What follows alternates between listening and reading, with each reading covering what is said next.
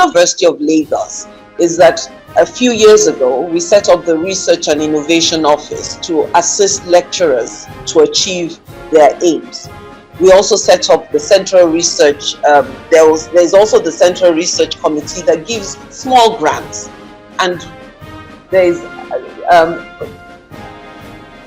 lecturer here, you have access. So you need to write your proposals and get it.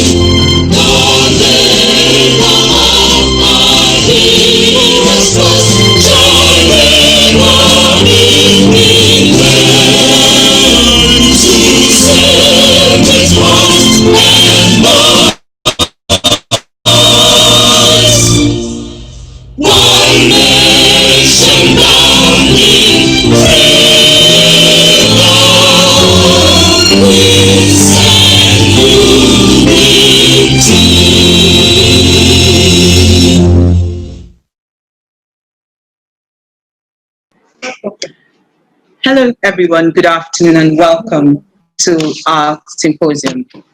Good morning, good evening, whatever the case may be where you are. My name is Dr. Chika Dulewe of the Department of Pharmaceutical Chemistry, University of Lagos.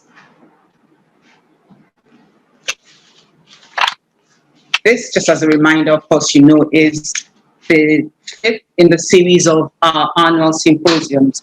And thanks to COVID, the first virtual one. And so we have a lot more of you joining us outside of our immediate environment. You're very welcome. Before we kick off, we'd like to acknowledge the presence of some of our very important dignitaries and some of our speakers.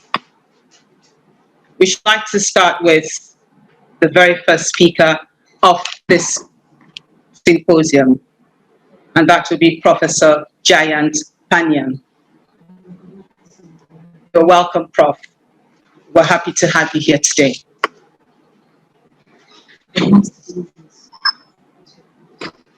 Next, we'd like to recognize the presence of the Dean of the Faculty of Pharmacy, University of Lagos, in the person of Professor Glory Ajayi. Prof, you're welcome, ma.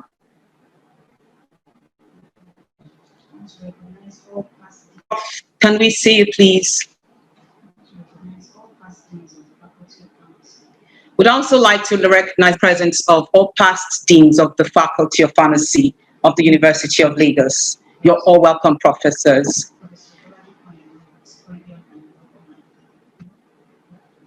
So far, I can see Professor Aino, and I can't see,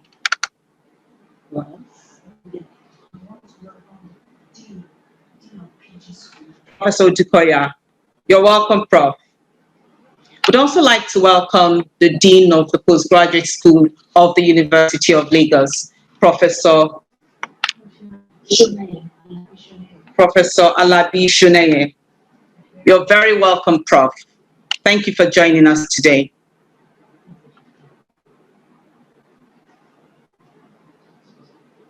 And for every other person who has made out the time and taking out their resources to join us at the symposium, we say welcome. Thank you very much for joining us. We want to make a promise, and we'll try to keep to that promise, that we do not intend to stay beyond an hour, 30 minutes, an hour, 45 minutes at the maximum. So we'd like to keep everything very, very short and very concise. So to start off,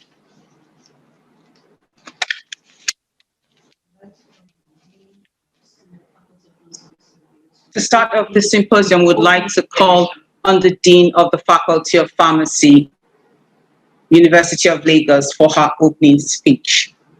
Professor Ajayi, please. Prof, are you with us? Yeah, I'm with you. Thank you very much, Prof. Thank you very much. Good afternoon, everyone. If you are in Nigeria and wherever you are, I say I greet everyone. The acting Vice-Chancellor, Professor Folasade Ogunsola, the management of the University of Lagos, our Director, Research and Innovation, Professor Bola Obo, invited guest speaker, Professor Jayanth Panyam, Dean, School of Pharmacy, Temple University, Philadelphia, USA, the President of Pharmaceutical Society of Nigeria, Sir Sam Onhabuamu, the Fellows of the Pharmaceutical Society of Nigeria, NAPA National Chairman, Professor Ibezim, the NAPA Unilag Chairperson, Dr. Arinola Joda, and the Executive Committee, ladies and gentlemen, it is a pleasure to give an opening remark at today's 2020 NAPA Day ceremony titled Grant Writing, Prospects for Research, Productivity, and Novel Product Development. The idea of inviting the Director of Research and Innovation was discussed at our February 2020 Faculty of Pharmacy, University of Lagos Board of Studies, after a report of our faculty's poor rating of attracting research grants during the 2018-2019 academic year was presented by the Director at the January Appointments and Promotion Committee meeting. Just as we were about to request her to give a date for the address to the academic staff at the Board of Studies meeting of the faculty, there was the incursion of the COVID-19 pandemic and subsequent introduction of the lockdown to curtail its spread and warranted that we put this program on hold. It was a great delight to me when Dr. Joda, the UNILAG NAPA chairperson, informed me that the 2020 NAPA Day virtual symposium will be on building capacity on research grants. It is important as academics that we must face the current reality that we need to source for funds to execute our research proposals if we must make tremendous progress. Over the years, funding from government have dwindled. No more funds to buy basic laboratory equipment and chemicals. This is the major reason why ASU has been on strike for the past 6 months. And from the pronouncement of the Minister of State for Education today, there is not much hope that the government is ready to address this issue. Unlike in the past, that our salary was something of value, and one can commit part of the funds for research, the current take-home salary of academics is worthless and cannot be used to conduct impactful research. Also, rankings of universities are now linked to how much research grants our researchers are able to attract. Besides obtaining research grants, research grants encourages collaboration and improves quality of research output. I am delighted that one of our speakers today is our acting Vice Chancellor, who is experienced in winning grants both nationally and internationally. Also, we have Professor Jayanth Panyam, the Dean School of Pharmacy, Temple University, Philadelphia, USA, to share his experience from the US perspective. And our own Director of Research and Innovation, whose team has won research grants, also she's saddled with the responsibility of guiding other teams in the University of Lagos to access and win research grants. On behalf of the management, staff, and students of the Faculty of Pharmacy, University of Lagos, Nigeria. I congratulate the chairperson of National Association of Pharmacists in Academia, University of Lagos branch, Dr. Arinola Joda, members of the planning committee for organizing this virtual symposium on grant writing, prospects for research productivity and novel product development. I wish all the panelists and participants a fruitful deliberation. Thank you.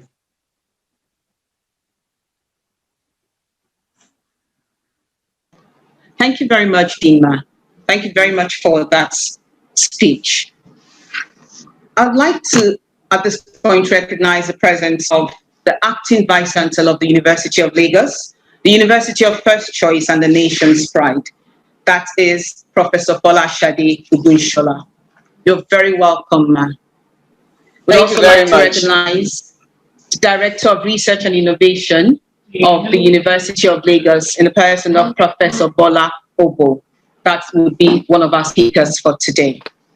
I'd also like to recognize the presence of all members of the Nigerian Association of Pharmacists in Academia from all universities all over the nation. We thank you for joining us today, and we hope that you would have a lot of takeaways from here that would help to move us forward in our different careers. This symposium is an annual one. Like I said, it's the fifth in the series, and we are in the habit of addressing germane issues. This time around is expected that we all address COVID, but I'm sure we have all had a lot of COVID webinars and seminars. So this time around, we're going to address something that is also very, very pertinent to what we do as people in academia. And that is why we thought we should look at the act of grant writing today.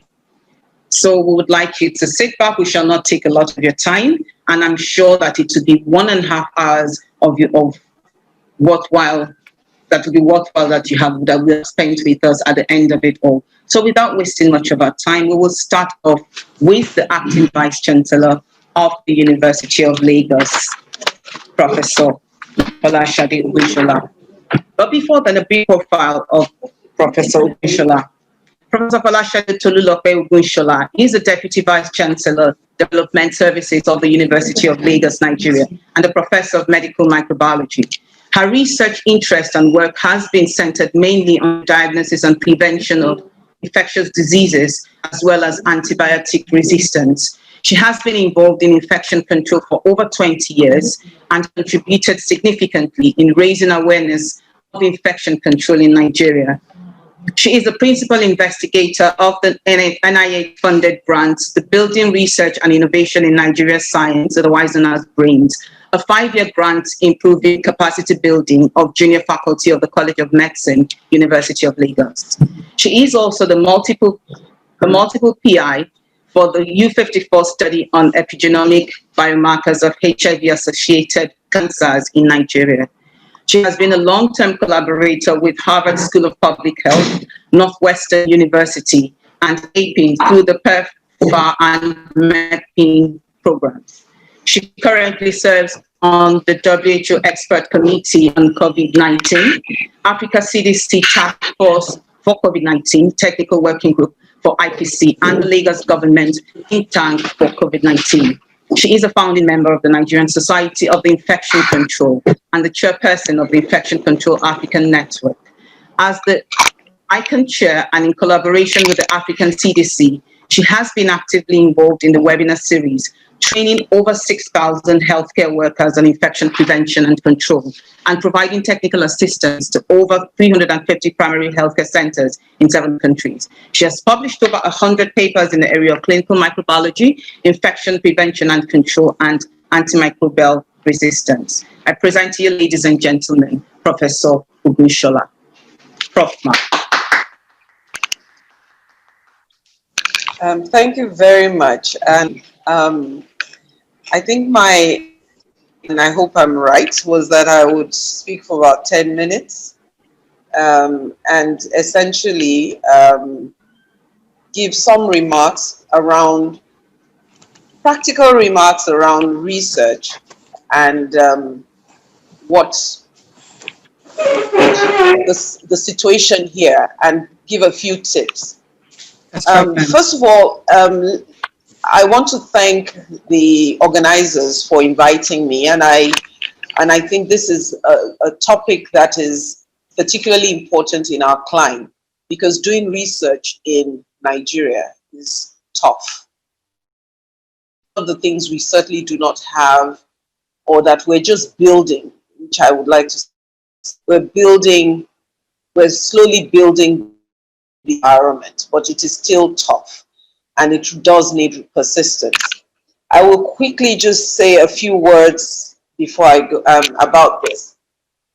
One of the things that was said in 2002 about research in sub-Saharan Africa was that research capacity in sub-Saharan Africa is still one of the world's unmet challenges, and it is challenging. Because for us to carry out effective research, we need a number of things to happen. Individual research skills and ability needs to be built. We need the appropriate infrastructure, funding, and we need research that is relevant to national policies and relevant to global research and policy needs. And over time, it has been found that we have very low output, and these could be divided into three areas: problems, institutional problems, and national problems.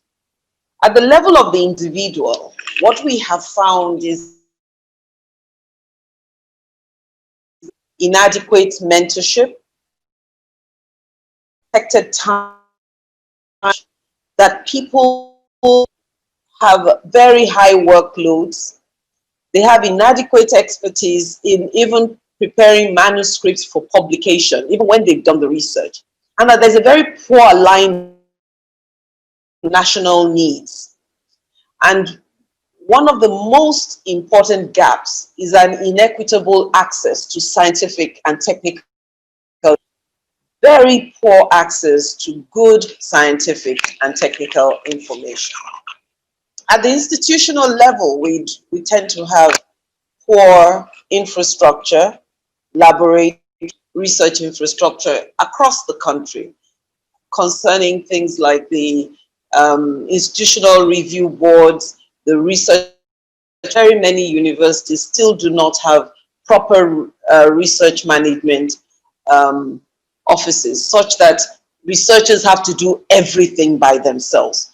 Then there's a heavy emphasis on teaching and administrative work, leaving very little time for good research. The data management infrastructure is grossly inadequate, and we also have energy issues that affect research. At the national level, we have poor funding for health and education, as well as for research. And there's a poor articulation of the national. And for those who want to make research a career, there are very few opportunities for researchers. And there's a dearth of active engagement with research communities in our people. And so we know that for research actually to grow here, we will need committed leadership. One of the University of Lagos is that a few years ago, we set up the Research and Innovation Office to assist lecturers to achieve their aims. We also set up the Central Research, there's also the Central Research Committee that gives small grants. And there's lecturer here, you have access. So you need to write your proposals and get it. More recently, we set up the Central Research Laboratory. The aim of this is to have the kind of research, the laboratory infrastructure that would be available in a central place for everybody to access. We have increased our training, and we also have the Innovation Office, which also has that you can do patenting of your innovations if you find them. So apart from committed leadership, we will need the competent indigenous scientists. And we've been increasing and improving on this, because we need the rubbing of minds, not just within Nigeria, across faculty, we need it across the global divide. And in this wise, again, the university has really intensified its efforts to internationalize a lot of office, has been very active in developing MOUs that would allow for research board. We also, one of the things that we request of our of researchers and academicians is curiosity. What's going on outside the university? What are the problems in the community? So we've also improved our engagement with industry and with other organizations and community engagement, so that whatever we do is solving a problem that is outside there. The university is also struggling and trying to support, to improve the environment for research and helping have institutional and international networks. These are highly encouraged. One of the major problems that face research is the government through TED Fund has stepped this up, and I know that in many universities there has been an increase of the funding from TED Fund, and we hope to continue to see this. Concerning international linkages, we believe with industry, we believe that this is a fast track to solutions to help to bridge the knowledge and skills gap and to improve the impact of our research, so that factors in having international linkages or major outcomes is that it helps to, in terms of access to resources, online libraries, distance learning resources, protocol development, statistical expertise, database development and management, and also access to biobanks. These linkages also improve our access to courses and research designs, understanding of statistical interpretation, manuscript writing, and research ethics. It also helps us in the acquisition of skills, lab skills, interventional techniques, genomics, research design, and data analysis. And of course, it gives us fast-track access to expertise, to funding, and also to improved publications. But there's a potential as we link internationally for there to be a exploitation if we do not handle it well. And one of the things that we are doing now is to improve the support from the university so that we do not end up in what we call extractive research, in which all we do here is collect samples that are sent abroad for analysis, and we just end up being. So one of the things the university is also doing is to help to improve capacity so that our lecturers can stand their ground. And one area that is still lacking is about the health agenda. How do you determine the agenda for your research so that it's not just the agenda from the high-income countries, but agenda that sorts out our own problems here? One of the other problems where this can lead to exploitation is tokenism in publications. Names are there, but never in the really good positions, which are the end, the beginning. And many times there might be little access to improved, to more secondary research done on samples collected. But by and large, the requirements for research are similar all over the world. But in tough environments like this, I will want to share some things that are what I would call soft skills that help you to be able to do research here and are necessary if you're really going to have a research and move forward. And these are what I call lessons learned from my first research. The first thing is that you must be ready to work extremely hard, even when things just don't look as though they're going to happen. You must be willing to try, even when you're afraid. In other words, grants are coming, they look so big, and you think, who's going to listen to, how am I going to write this grant? Will I get it? But even if you're not going to get it, please try. You will also find one of the other things I learned was that you need others. You will feel inadequate when you start writing research grants. There is no specialty, there's no one who knows everything. So you must share your knowledge, and you must dare to trust other people to work with you on your research grants. If you want to go it alone, it is very likely that you're not going to get any research grants. But you must be ready to be disappointed sometimes. But the solution to that is not to close up, but to continue till you find those of like minds.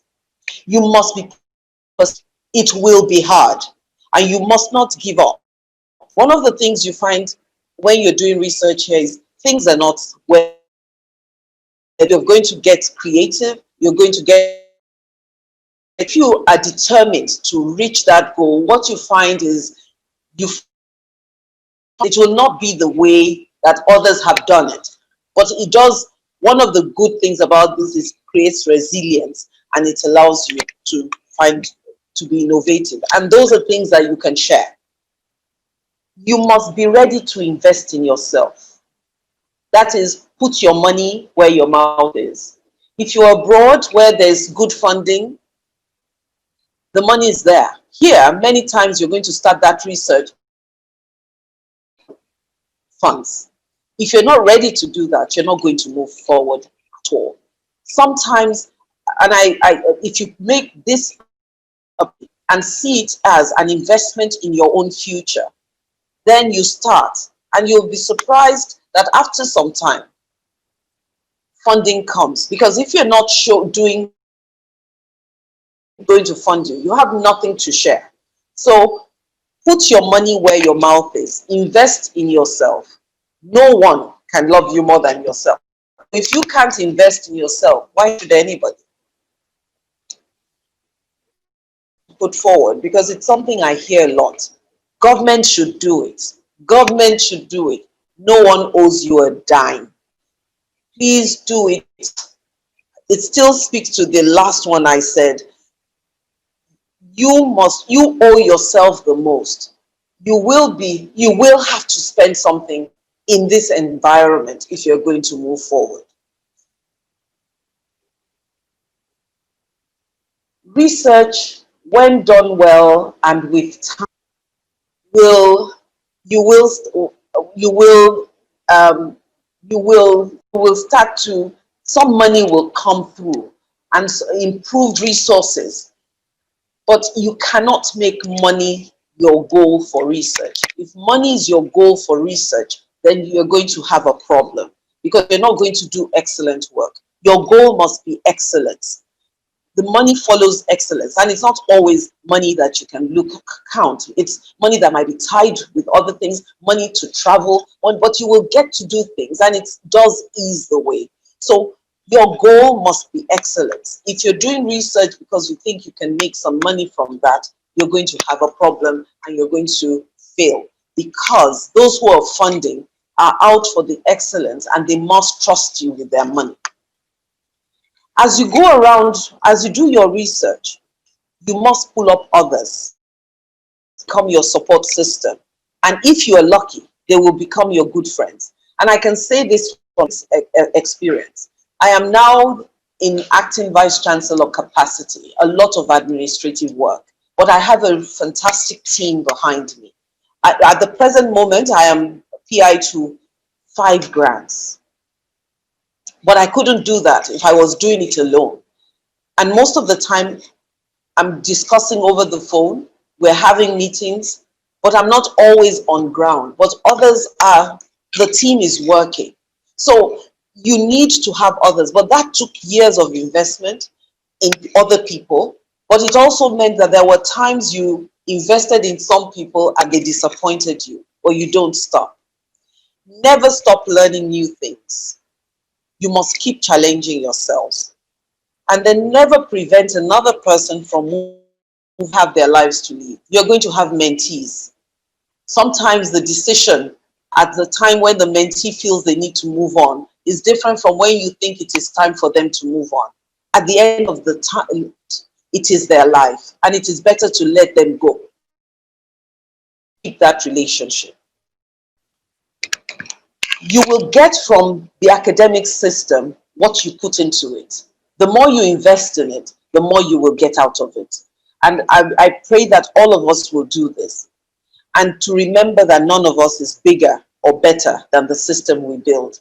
And that when we're doing our research, we must keep investing it back into this environment, into our universities, wherever we are. So on this, I will give a few parting thoughts, because I know we're going to have a lecture, but I should share that with us, because no research is going forward if we do it, which is managing ourselves, managing our expectations, and being ready to, despite a lot of hardship. But the parting thoughts concerning research, I would say, is how can we prioritize the African research agenda, the capacity building, and how do we change the system to prioritize research, to get more protected time, get funding and recognition for good research and research output? How do we facilitate and encourage researchers to align their research to needs? How do we get more consistent and sustainable funding for local health research? How do we build more long-lasting research collaborations that result in sustainable local improvement? And when and how are we going to start our postdoctoral skills development, which I believe is the missing link?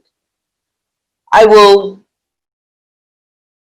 lot of this have started, but it requires that each one of us have this as a goal, so that we are part of the movement to ensure that research continues to be something that we see the most important part of tripod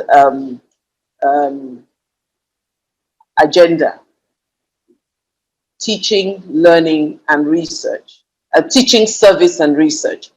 At the university level, the research is so much more the important thing, because because through it, we develop new knowledge about what is going on in our own environment, and we're not borrowing knowledge from other climes, so that it is our duty to do that research. Has it been easy? No. Will it be easy? I'm not sure it's still going to be easy, but it is getting easier. We're now developing the structures and the infrastructure, and my plea to every one of us in all our universities is to make use of those structures. It will be difficult. We'll need to be persistent. The road is not smooth yet, but it is getting easier. So on that note, I would want to congratulate you on your topic and wish you all a good afternoon. Thank you very much.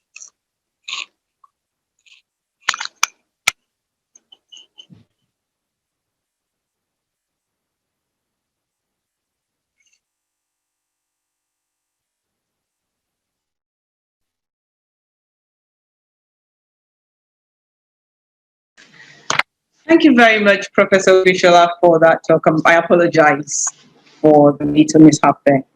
I mean, Prof's statement, she has not only highlighted the problems, but she's also opened our eyes to the wealth of potentials that there are in the research world today. She's also highlighted some soft skills we need to have if we must produce meaningful research, such as hard work, to keep trying, even when we feel inadequate. We need to learn to ask for help. We must never give up. Resilience, obviously, is a very key factor. Creativity and innovation. We need to also invest in ourselves and our future, given our climate. And she has also let us know that we must make the goal for research excellence and not financial gains. We must also learn to build up a support system, so that in other words, we need to build up other people as we advance. And we also need to learn to brush off the disappointment and never be a dog in the manger. Now, she has also let us know that we must remember that you reap as much as you invest in academia. And so that means we need to work really hard. And she left us with a question, which I hope we can all ponder and find answers to. She's asked us to find out how we can prioritize research to get the best out of it in terms of the funding, the long-lasting, sustainable, and profitable, to get a long-lasting, sustainable, and profitable research. And so on that note, we thank her once again for that prep talk, and we would start off immediately with our first speaker of the day. But before then, we would like to acknowledge specially one of our sponsors, the Shalina Healthcare Nigeria Limited. Thank you very much for the sponsorship of this program. We really appreciate it. We'd also like to acknowledge the presence of all PSN Lagos State executives and members. And we want to also specially acknowledge the presence of one of our professors in the faculty, that distinguished Professor C. Ibido. Thank you very much, Ma, for joining us, and you're welcome, ma'am. And on that note, we will now take the citation for our first speaker, Professor Jayanth Panyam. Dr. Jayanth Panyam is a professor of pharmaceutical sciences, and the Dean of Temple University School of Pharmacy. He was previously an endowed professor in targeted drug delivery and the head of the Department of Pharmaceutics in the University of Minnesota. He completed his bachelor's degree in pharmacy in 1996 from the Tamil Nadu Dr. MGR Medical University and obtained a master's in pharmaceutics in 1999 from Banaras Hindu University. Dr. Panyam earned his doctorate in pharmaceutical sciences in 2003 from the University of Nebraska Medical Center, following which he joined the Department of Pharmaceutical Sciences at Wayne State University as an assistant professor. In August 2007, he moved to the Department of Pharmaceutics at the University of Minnesota. Dr. Panyam was promoted to associate professor in 2010 and became a full professor and the head of the department in 2015. His current research focuses on targeted drug delivery, anti-cancer vaccines, and antibody discovery. He has authored and co-authored more than 90 peer-reviewed publications, several book chapters, 5 issued patents, and several pending patent applications. His publications have been cited more than 13,000 times. His research has been funded by the NIH, the Department of Defense, several regional and national foundations, and by the pharmaceutical industry. Dr. Panyam has received several honors, including fellowships from the American Heart Association, the Thomas Jefferson Ingenuity Award presented by the University of Nebraska, and the Ralph Wilson Award presented by the Ralph C. Wilson Foundation. You're welcome, Professor Panyam. You have the audience, please. Thank you. I want to start off by saying thank you to the organizers of the symposium. It's a pleasure to be here. Thank you, Dean Ajay and the Acting Vice-Chancellor, Professor Ogunsola. The Acting Vice-Chancellor laid out several challenges that all of you face in terms of getting grants. Even though it may seem like there is more money here, it's still a challenge because so many people are applying for the grants. And so in many ways, the challenges are similar, different but similar. I want to mention that I've reviewed grants for National Institutes of Health, for other foreign agencies. And so some of the things that I'm going to talk today are common, although they're written from National Institute of Health point of view. A lot of the concepts that I'm going to talk about today are very similar to many granting agencies.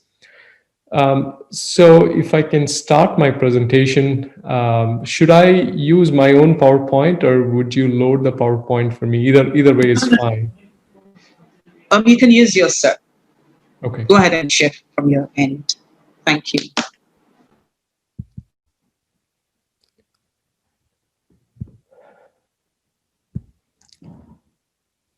All right. So, I want to start out by saying that this I have about 25 minutes to talk about this, but it's very hard to cover all aspects of grant writing in 25 minutes. So I'm going to focus on some key issues. The first, even before you start writing a grant, there's some important questions that you need to consider when you just even before you start writing. So the first question is the topic of your grant, or the focus of your grant, the research area. Is this important?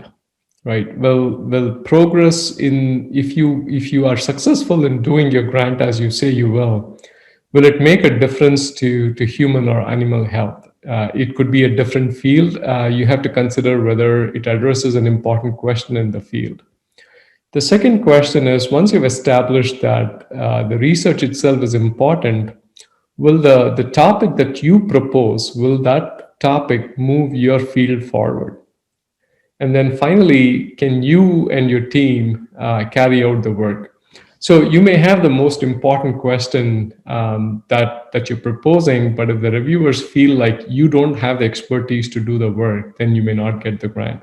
So these are some basic questions that everyone should think about before even starting to write a grant. Okay. But once you've established that you're doing research in an important area and the research that you're proposing is important, and that you and your team have the expertise to do the work, then we can start working on the grant. So these are some basic questions that you want to first maybe think about as you start writing a research plan. What is it that you want to do, right? You need to have a good idea of the big story that you want to tell. So I tell my students and postdocs, whenever you write a grant or a paper, it's like storytelling, right? What is the story about? What is it? Is it interesting story, and how can you make it interesting? The second question is, you need to be able to clearly articulate why is this worth doing, or in other words, why is this research important? And then why is the research new or novel? What's already been done in the field, and what does this new work that you're proposing, how will that add to the knowledge? And then this is a question that you already asked yourself. What have you and your collaborators done to establish the feasibility of the studies that you're proposing to do? And then how will the research be accomplished? Who's going to do it? What is it that is going to be done? When is it going to be done? Where is it going to be done? And why are specific studies proposed? So these are some questions that you want to have general answers to as you start working on the research plan. So a place where most people new to research grant writing have difficulty is hypothesis, right? Nearly all, there are some exceptions, but nearly most of all the biomedical research grants are hypothesis driven. Now, what do we mean by a hypothesis? I'm sure most of you know, hypothesis is a prediction that you create prior to running an experiment. And a typical format for hypothesis is, if X happens, then Y will happen because X is related to Y. Right, so that's a common kind of hypothesis statement. A strong hypothesis consists of three distinct parts. First one is a problem. What is the problem that you're addressing? The second one is the solution to the problem that you're addressing, and what is the expected result? So you need to make sure that the hypothesis statement is complete. You need to have all three parts to the hypothesis. I'll give you some examples in a minute. So once again, the way to structure a hypothesis is you clearly define the problem. That's the first step. Without defining the problem, it is very hard to define a solution for it. And then once you've clearly defined the problem, you describe the proposed solution. Now, one of the things you have to think about is every problem has more than one solution, right? Typically. And so you have to state a rationale as to why you're choosing this particular solution. So again, I'll talk about this in a minute. You have to make a case for, or state a rationale for, why will this solution solve the problem and not the other solutions. And then you have to explain how are you going to measure the success or failure of the solution. So you have to suggest metrics to measure the results. And we'll talk about some examples, well-written hypothesis examples in a minute. Now, characteristics of a good hypothesis statement. It has to be an affirmative statement. What do we mean by that? It has to be a positive statement. So you want to use strong words like will. So for example, I will go from my home to airport is a positive affirmative statement. You're using a will statement, or something like, if you use MCC, it's a known binder and also a disintegrating agent. So an affirmative statement is, if you use MCC in your tablet will have very good hardness, for example. That's an affirmative statement. You don't want to use statements that are weak or doubtful. So you don't want to say, if I use MCC in my tablet, the tablet could have high binding strength. That's could is a weak word. You want to have positive affirmative words. And then the hypothesis must be specific and should be testable. Now, this is a place where a lot of people get into trouble because they propose hypothesis that becomes very difficult to test. So a good example of a non-testable or untestable hypothesis is, if you say, if I have superpowers, then I can go to moon and come back without any problems. Now that hypothesis is difficult to test because no one has superpowers, right? So how would you test it? That becomes an untestable hypothesis. So the hypothesis must be very specific and should be testable. And then the hypothesis should be clear and precise, which means that you want to have one problem and one solution to that problem. You don't want to create a hypothesis that defines too many problems and too many solutions. Then it becomes difficult. It's not clear and it's not precise. And then if the hypothesis is a relational hypothesis, what do we mean? If X is related to Y, then that hypothesis should clearly state the relationship between the variables. How is X related to Y? Okay. And finally, successful testing of the hypothesis should lead to a solution to the problem being investigated.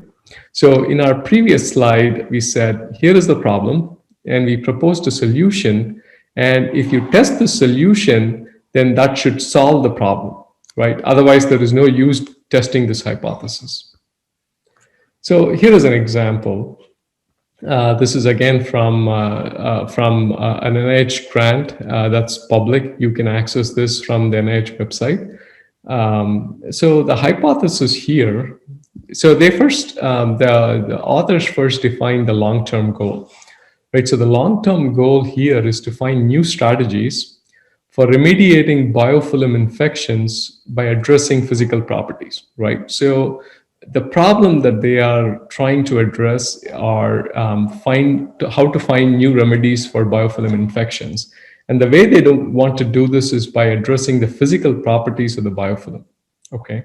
So that's the overall research focus. Now, the central hypothesis is that spatial structure and mechanics are the major physical factors controlling the development of pathogenicity, antibiotic resistance, and immune evasion in biofilm infections. Now, note the structure of this hypothesis. It clearly lays down the relationship between the bad things about the biofilm, which is the pathogenicity, antibiotic resistance, and immune evasion. And it defines a relationship between structure and spatial structure and mechanics as the major physical factors controlling the development of these problems. Now, so this is a testable hypothesis, and note that they use the word "are." They clearly say spatial structure and mechanics are the major physical. They don't say spatial structure and mechanics may be the major physical factors. So because they use the strong word "are," it becomes a very affirmative statement. And this is a testable hypothesis because you can now easily set up studies that test the effect of spatial structure and mechanics on the biofilm properties, right? And then, so how was this hypothesis? How did they come to this hypothesis? So this is based on a synthesis of their own work and other people's published work. So they've taken their own data and other people's data and created a hypothesis. So there is a strong rationale for the hypothesis. In the rationale, they also further give the rationale is that completion will identify key physical targets for preventing, disrupting, and ameliorating biofilm infections for an important biofilm forming opportunistic human pathogen. So again, successfully testing this hypothesis will result in identifying new physical targets that could solve the problem of biofilms. So this is a nice example of how the hypothesis should be structured and how testing the hypothesis will help solve the problem.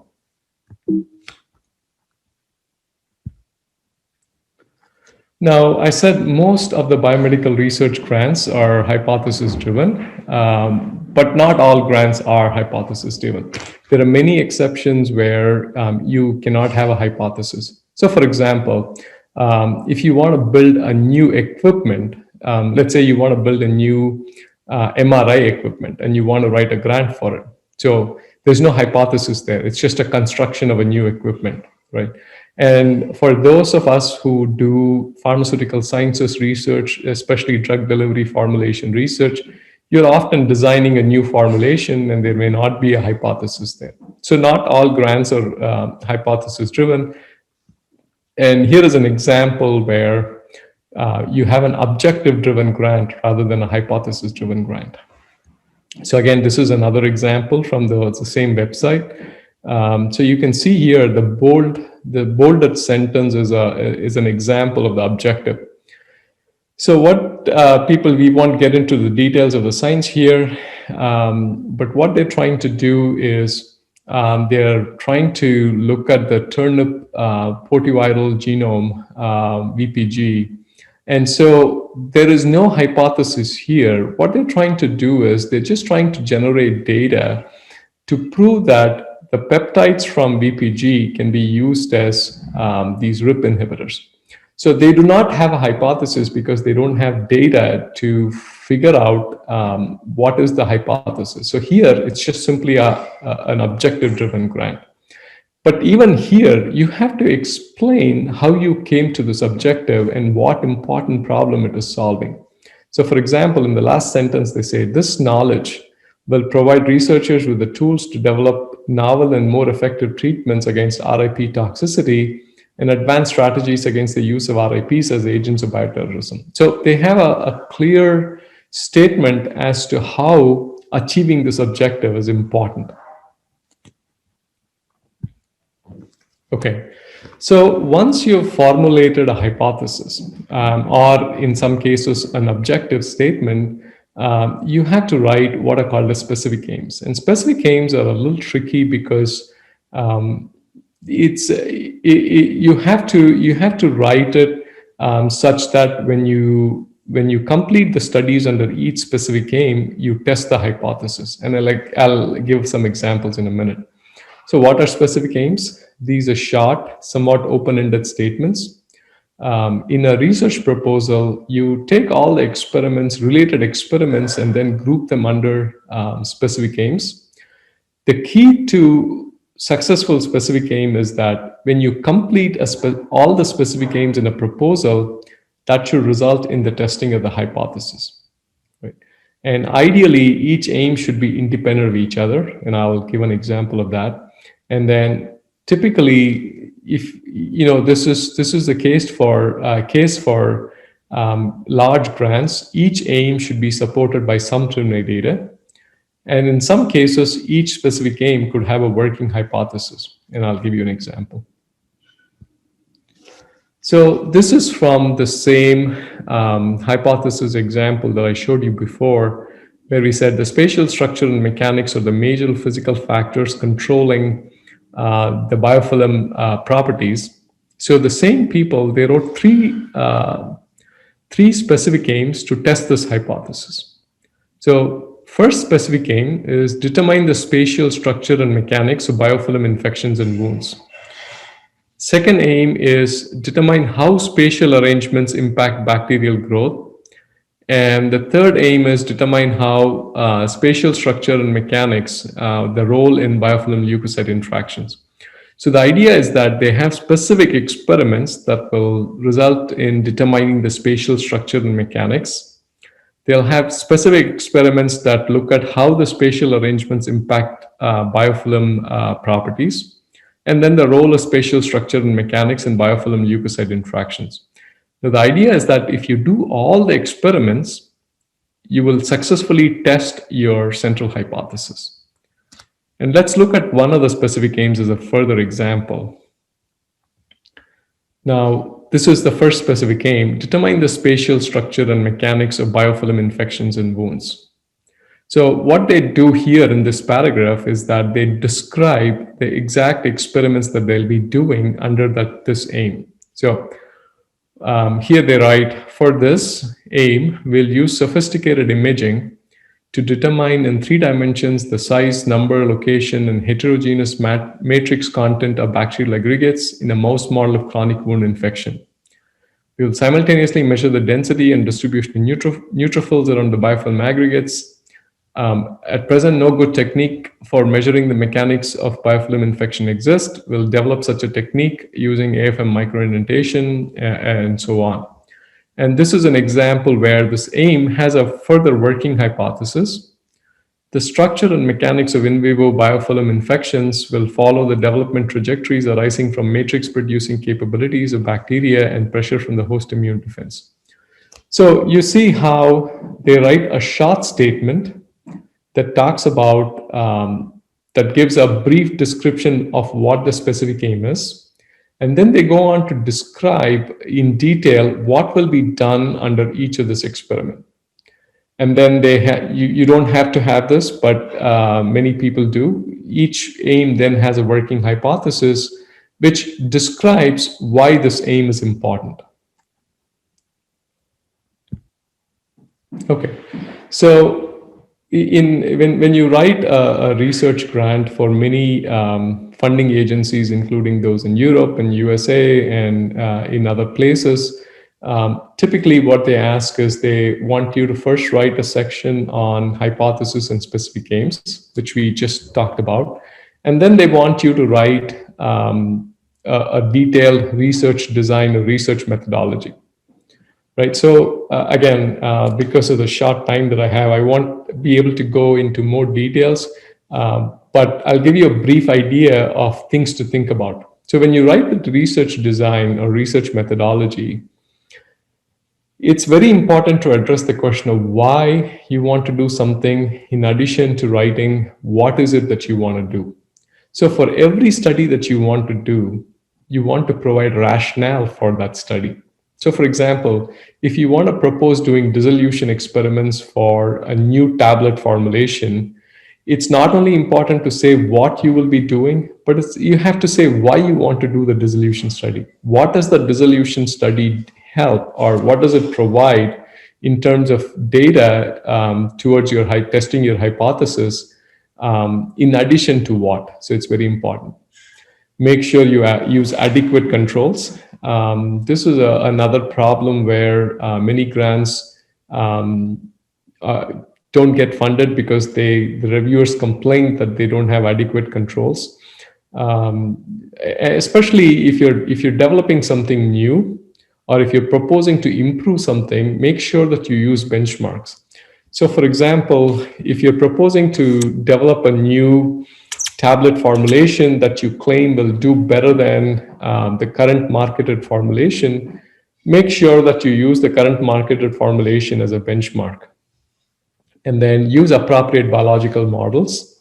For example, if you're testing the effect of immune response, you want to make sure that you use immune competent mice and not immune deficient mice. And this sometimes trips up even experienced investigators because they're not thinking through the experiment.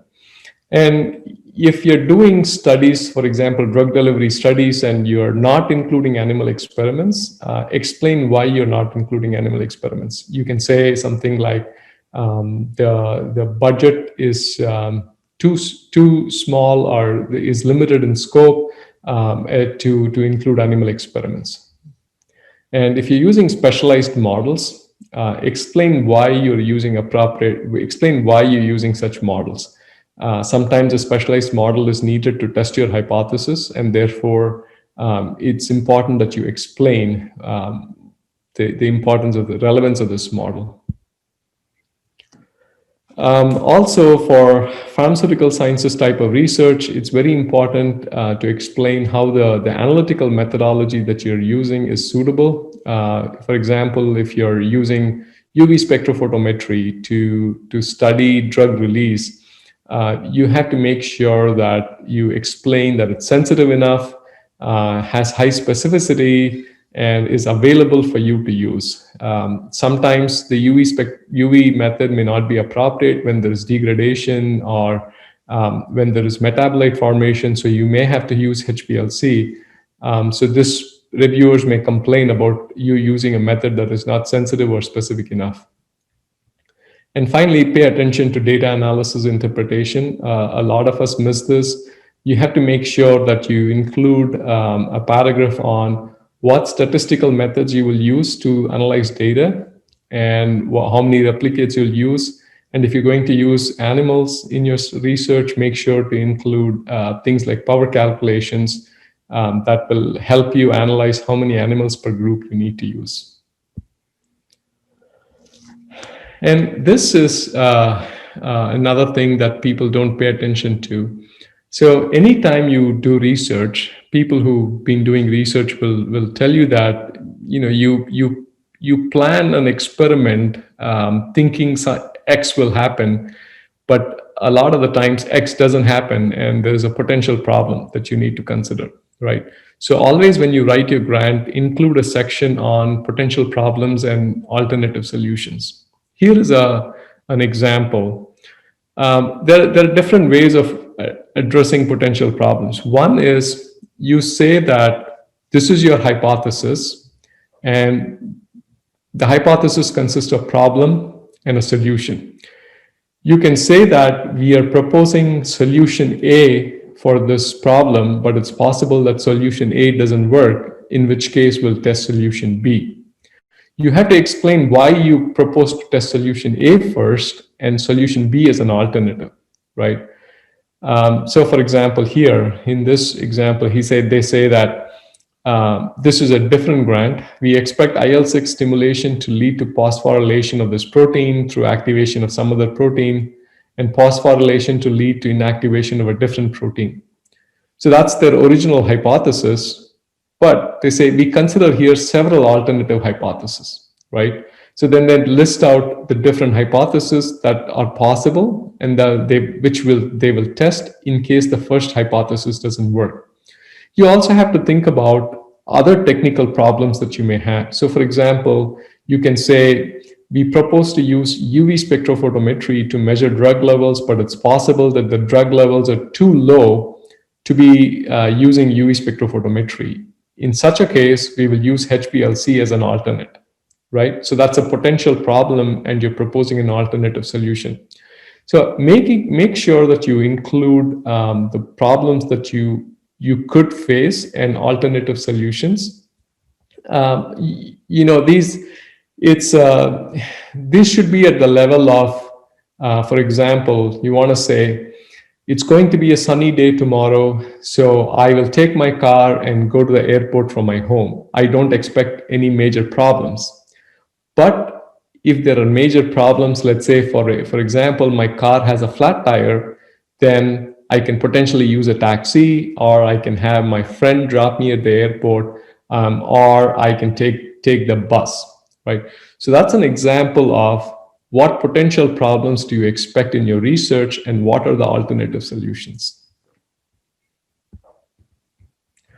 And then the other documents and sections that you want to consider is your CV.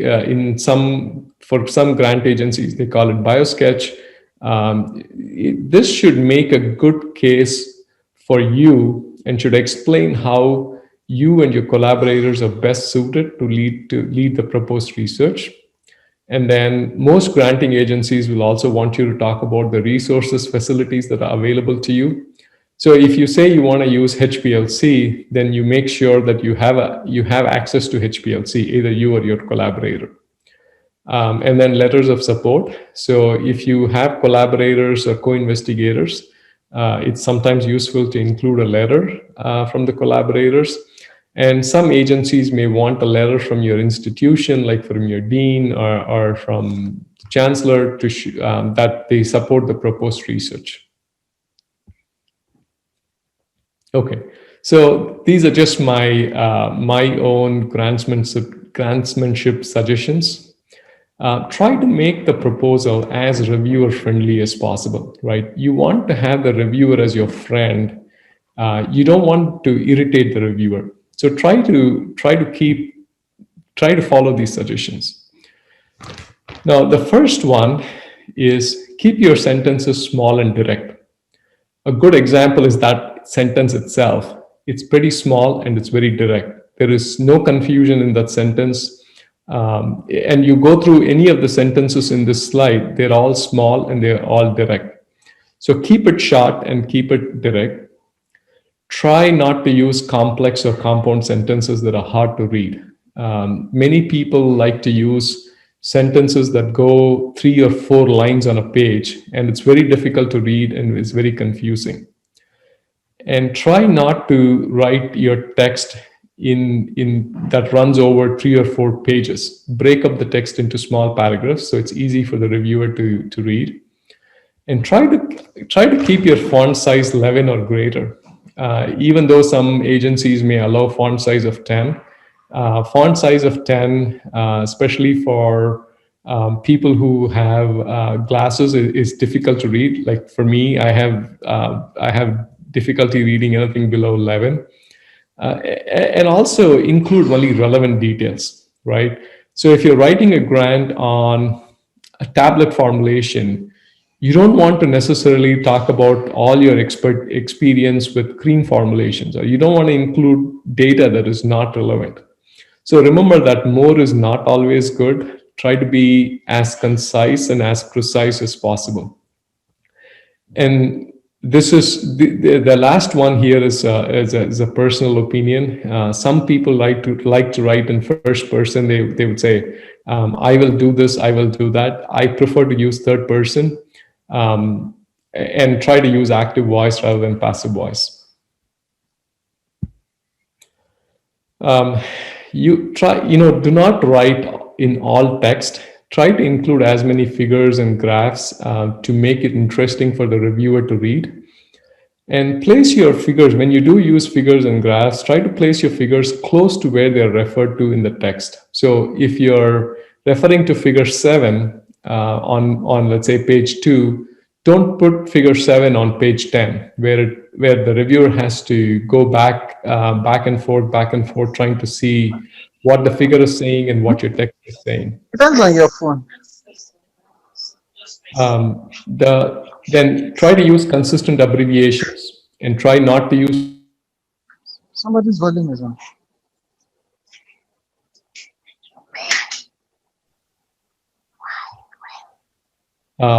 And use section and subsection headers.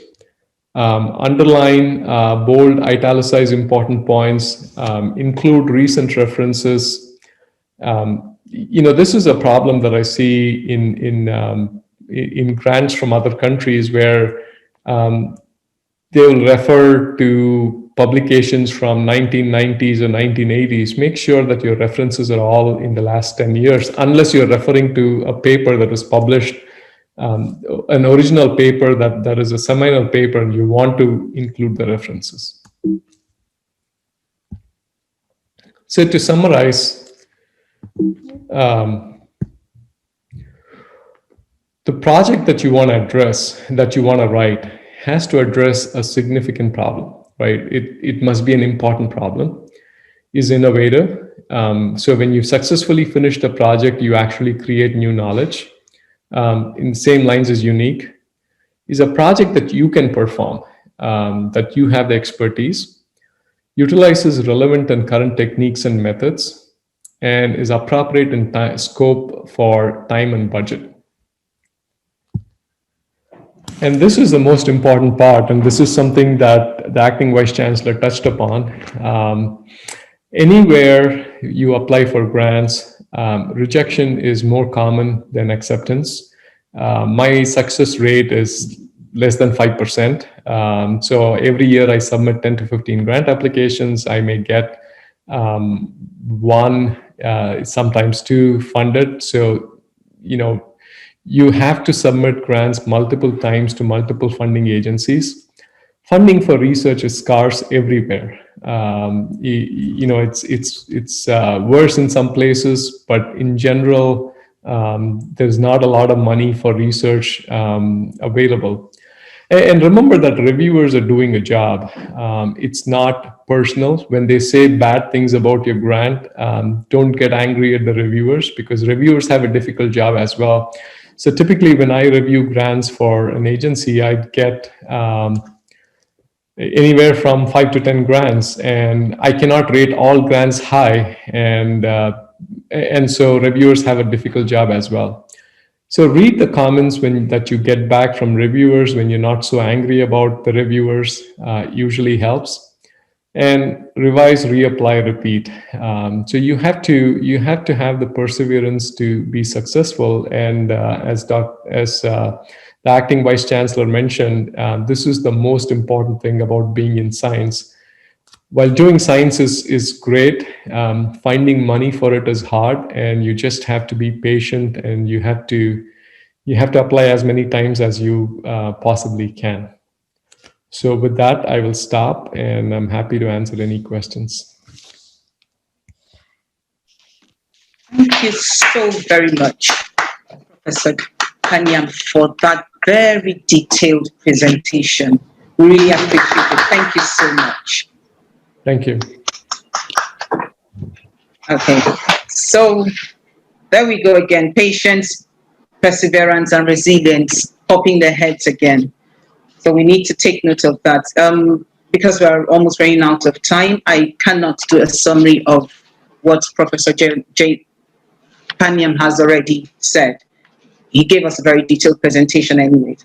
But we assure every participant here that we will send out the slides as well as the recordings of these particular series to all registered participants, so you can look through the slides again and pick out some more tips.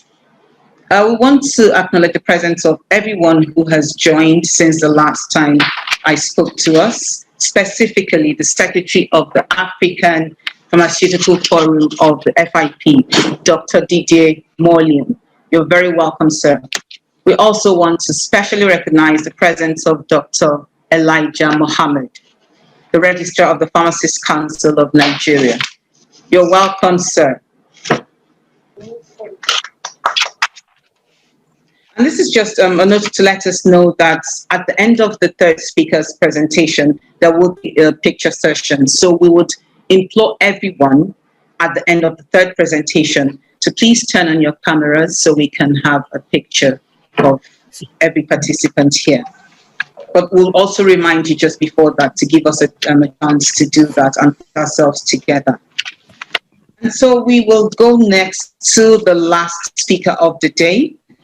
And she'll be speaking on research and innovation in sub-Saharan Africa, grant management and patents. And that will be Professor Bola Obo. Professor Bola Obo is a professor of genetics at the University of Lagos and presently the director of the research and innovation in the research management office at the University of Lagos. Here she oversees the activities of the office, including research capacity building, research promotion, pre and post-award grant support and administration, as well as research governance. Her research career has focused on biodiversity studies of local vegetables and tree crops, with a recent interest in chicken and mammals. She obtained her PhD from Obafemi Awolowo University, Ife, Nigeria, where she conducted a genetic and environmental analysis of vegetative and yield traits in the oil palm. She has authored over 50 publications to date in scientific journals and has mentored over 100 undergraduate, 11 graduate, and 8 doctoral students. She also has vast consulting experience, which includes serving as a resource in the development of guidelines and standards for oil spill recovery, cleanup, remediation, and damage assessment for the National Oil Spill Detection and Response Agency in 2009. Professor Obo has received research grants at various times from the Central Research Committee of the University of Lagos in collaboration with colleagues and the World Bank Step B grant, among others, to the tune of over 10 million naira. In addition, working with colleagues university-wide over the past 1 year as the Director of Research and Innovation, they have been able to attract grants of over 2 billion naira to the university. Ladies and gentlemen, we have Professor Obo. Prof. Ma. Yeah. Good afternoon, everyone.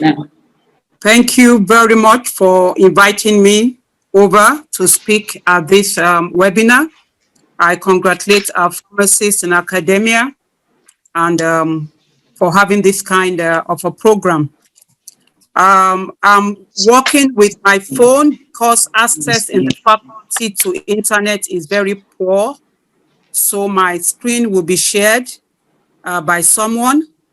However, I won't take much of your time. I know the day is fast spent. And I also know that Professor Ogunsola and Professor Panyam have really done justice to what we intend to talk about. So my topic is prospects for research productivity and novel product development. But we will be looking at grant writing, patenting, innovation in sub-Saharan Africa as announced by the host. The first thing I would want to talk about, can I have the next slide, please?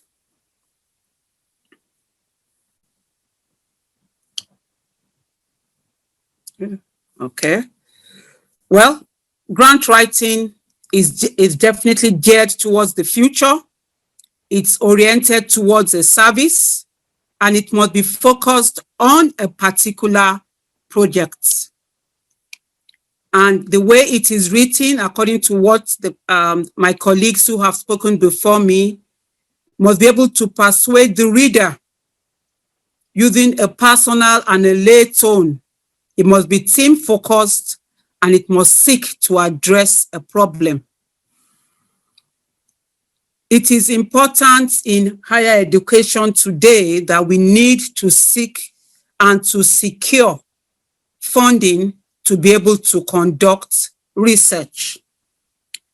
But whether we like it or not, with the present state of economy worldwide, we are going to find that in the days ahead,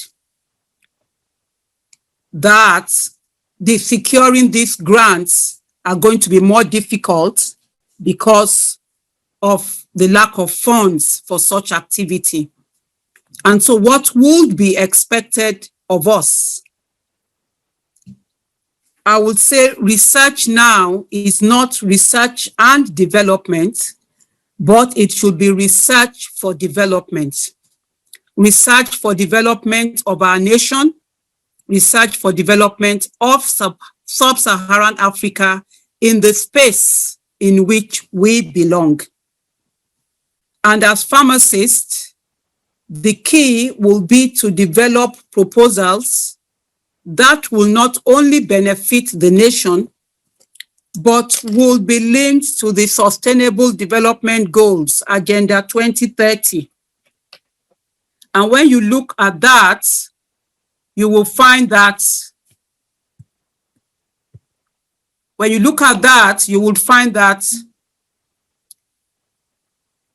pharmacy as a field of profession, as a professional field, definitely has a lot to benefit because you are covered in at least 4 to 5 of those goals. And so what do we need to do to be able to get these research grants? I would really want to look at the area of drug development, drug regulation, and also development of phytomedicine, development of nutrition-based drugs in relation to our nation, and what the nation as a whole can benefit. And looking at that, we will find that definitely we are lagging behind as a nation.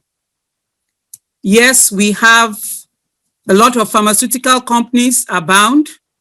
They are doing very well. But one question comes to mind. Are they using our bioresources for the development of the drugs, the medicines they sell to us? How many of such companies are actually using our biomedicines? And for those that are into phytomedicines, are those medications properly regulated? Are we sure of the claims they make that it will do what it's expected to do? And so we have to be able, I won't want to go into the details of how you write the grant because Professor Panyam did a good job on that. But I want us to look at what our bioresources are and how we can key into the sustainable development goals to gear for economic growth of the country, for greater productivity, for job creation, and for entrepreneurial development. And that will be the key message I would have for us today, in that the key should be looking at our own bioresources that will benefit the development of the nation. There are a lot of perceptions about writing research grants. But one thing is evident, is that the funder, as we are writing for these funds, the funder also has 1,000 others writing for that same fund in that same field. And so he's out to select the best of the best. And I am sure we can be among the best of the best if we tie the research to development. And in tying the research to development, we should begin to carry out our research. Not, I know we need to publish to get promotion, but not for publication purposes only. And for colleagues, especially in the Faculty of Pharmacy, we could do a lot in the area of innovations, patenting, discoveries. And what we need to really do is that when you have planned your research, you need to be able to engage the innovation space. And so they'll be able to advise you and say, yes, at the end of the day, you may come out with something that can be patented. So please keep the information this way. And once you register your patents, you can now go ahead to publish. And we are thinking of promotion and we say, yes, I need the papers, I need the papers. I can also tell you that in the University of Lagos, the new ratings that will be coming out for our upper forms are going to be scoring points for patents. And from the point of patent, you can go into either prototyping or innovation or startups. But when we look back, what the nation actually needs is that research that we will do, that we will add value to all the products we have in the nation. And I think our pharmacists have a very key role to play in this. In the 2030 agenda, we are thinking of health and well-being. And the new mantra is One Health. That means health for all. So it will involve both our doctors and our pharmacists in particular, because you are the ones to be able to do all the research, test the medication, and be able to say, yes, with these active ingredients, this is right, this can do this, and this can do this. So you play a key role in the One Health mantra. And so as faculty, you must begin to see yourselves as being in the heart of our national development and begin to conduct our research in an ethical manner. The society needs you. They need you to explore a lot of solutions to the problems we have in the society now. So we will need to work in that space. And I tell you that for the University of Lagos, we are ready to assist. We have colleagues who are into patenting, who are into innovation, and there are funds even to be able to try and have small startups. And so the research work can go to the extent of having a small startup whereby people can later come in and it will be commercialized. And whatever is patented, if the money is from the university research grant or any of the government funding research grants, the scientists, the investigators have a part of the royalty that would accrue from such commercialization. So it is not that you do your research and you dump it for University of Lagos and you go back to your lab and you start scratching your head. No. Once it can get to the commercial level, you also have a part of the royalty that comes in regularly. And so what we will be expecting is, let us also learn to do multidisciplinary research within the various departments, with colleagues in other departments, other faculties, to be able to push the research to a very good endpoint. For grants within the country for now, apart from the one of UNILAG, TED Fund seems to be one of the biggest awarding bodies. And the call for 2020, yes, has gone out, and a lot of people are now in the stage of writing full proposals. And it's good to know that, yes, some of our colleagues in the Faculty of Pharmacy have done very well, and they are being called to develop full proposals this year. And I know that for those who have not been called, like we have heard, there are a number of times you write and you don't really get it. But what I normally say is, when you write and you don't get it, that is just like you write a paper and somebody tears it apart. We need to come back, look at it, and see where can we improve upon this area of research. And then another thing is, which we have noticed, is that from colleagues in the same area tending to present something around the same topic. And that is why most of the time we also want people to interact with us in R&I. So if we see two people having a similar idea going to the same body, what we normally do is we call them together and say, your research is in this area. The other person's research is in this area. Can you have a meeting point? The two of you work together, because when that gets to the funding body, you are from the same establishment, you are talking similar things. Even though it may be something they want to fund, they just put it aside. It is no longer considered, because they expect that if you are coming from the same university, you should have sorted out all those nitty-gritty before approaching them. So we should always look at what we are doing. That one, it is not a duplication of what others are doing. What is the novelty? And what will be the end result? What will be the benefit economically? What will be the benefit in terms of the Sustainable Development Goals, Agenda 2030?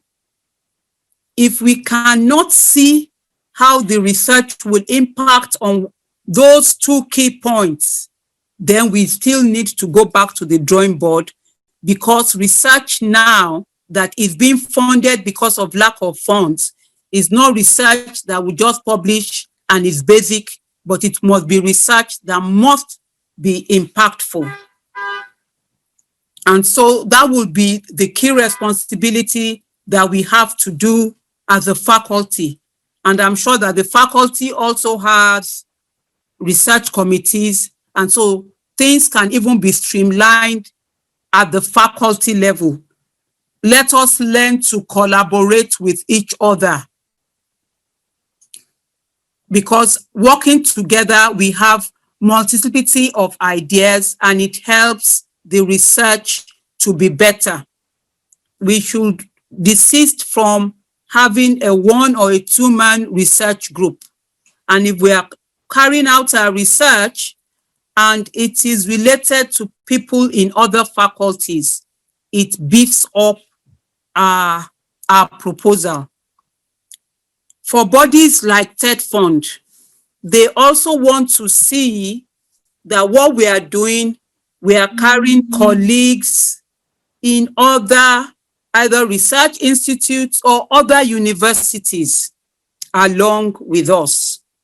So if I have a proposal and I see that this proposal, the topic will actually be something of benefit to Nigeria, and at the end of the day, all the investigators come from Faculty of Pharmacy, UNILAG, I can't even see maybe another colleague in pharmacy in Maduguri, in Sokoto, in UNIBEN, in UNN there. TED Fund would not want to support that kind of research.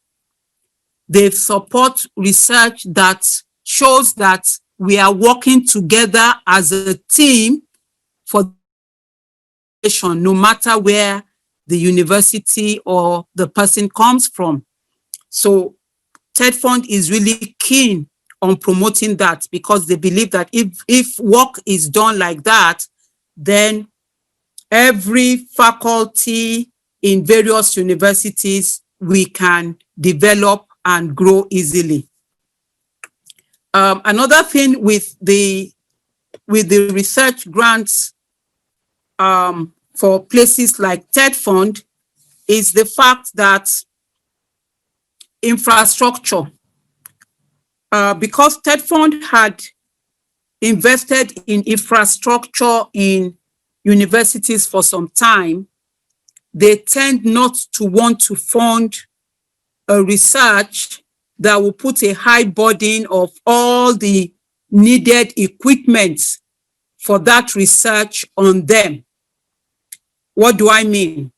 Maybe the equipment you are going to be using for the research are about 4 or 5 different sophisticated equipments, and you list all the 4 or 5 for TED Fund to buy. That means you don't have capacity at all.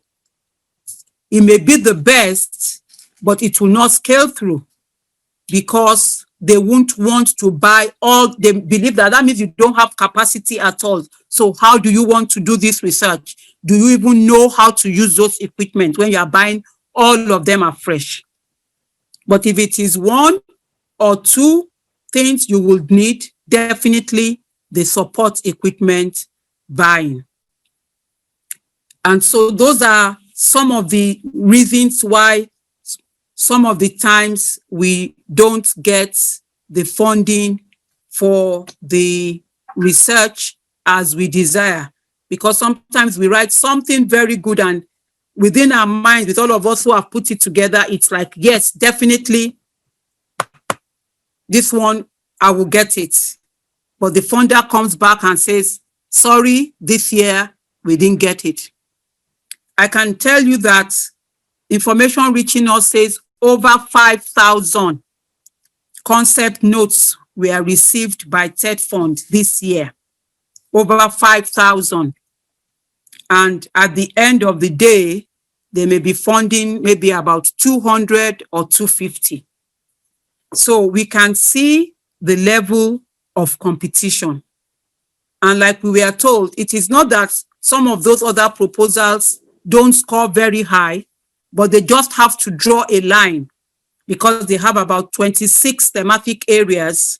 And so if they were to pick roughly 5, 10 all over, there's a point where they have to draw the line.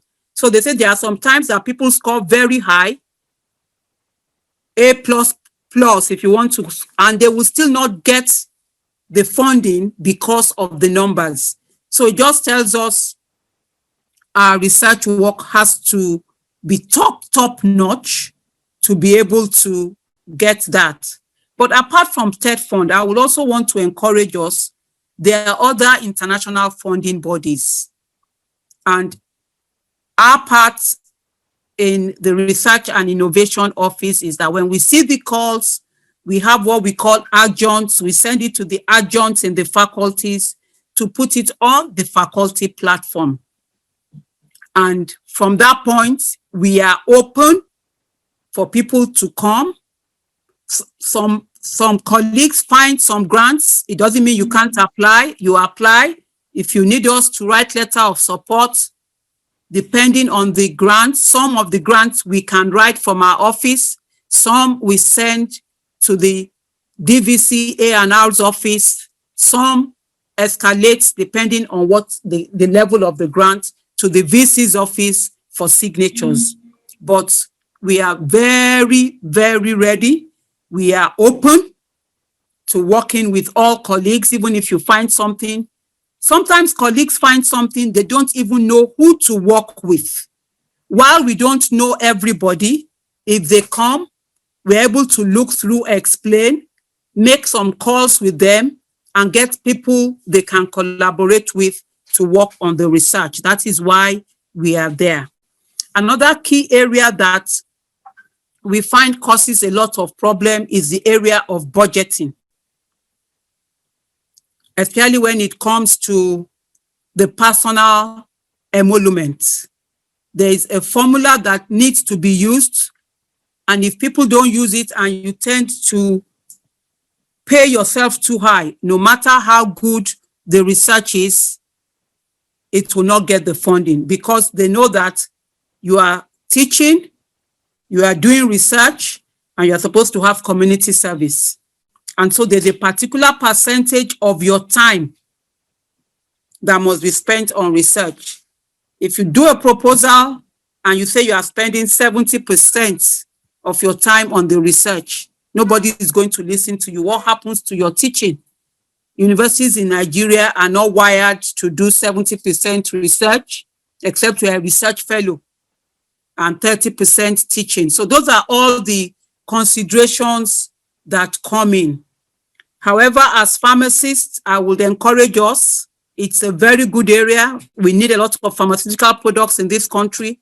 And I know that a lot of novel products, a lot of knowledge can come out from our pharmacists. We are in a COVID era, but we're also being told internationally that we have entered, because of climate change and all that, there will be a lot of emerging infections, emerging diseases. And this is where we believe our pharmacists will be able to come in, tap into it, and come out with products that would make the university and our dear pharmacists known internationally and worldwide.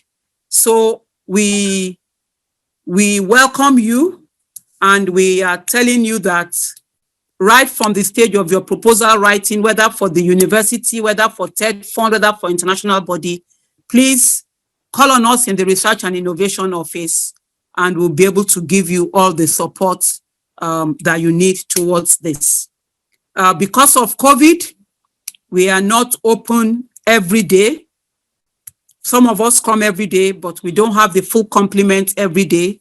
For Monday, Wednesdays, Fridays, our office are open and we take inquiries, we support with letters. We've done that all throughout COVID, and we are still doing that even as I speak. So I don't know whether there will be questions at the end, but I think I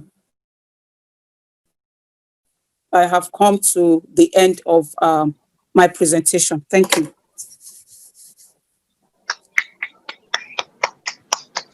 Thank you very much, Professor Obo, for that presentation. Thank you very much, Professor Obo, for that presentation. From her presentation, what resonates with me is that we should aim for research for development. And as it applies to us specifically as pharmacists, so we should aim for research towards drug development, process development, and all of these should be geared towards achieving the sustainable development goals. And also with the points that will be given for patents during appraisal, that should be an added incentive for us as well to go all out for the grants. And she has also reiterated that we will get the maximum support from the Research and Innovation Office as long as we are ready to put in the work. Thank you very much, Professor Obo, once again.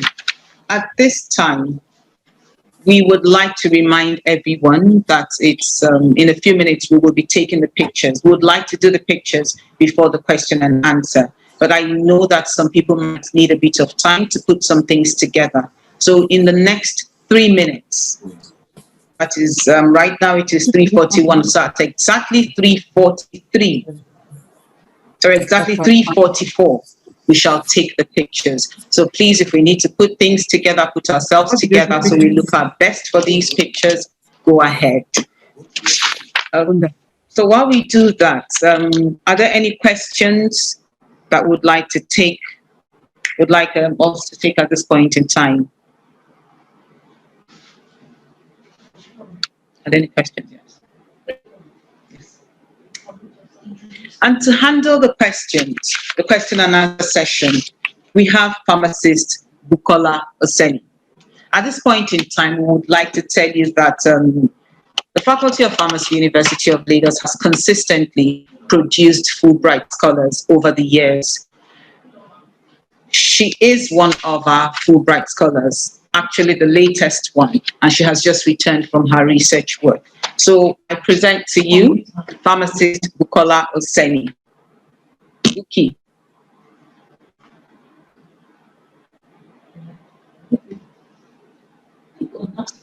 Pharmacist Oseni, please. Thank you, moderator.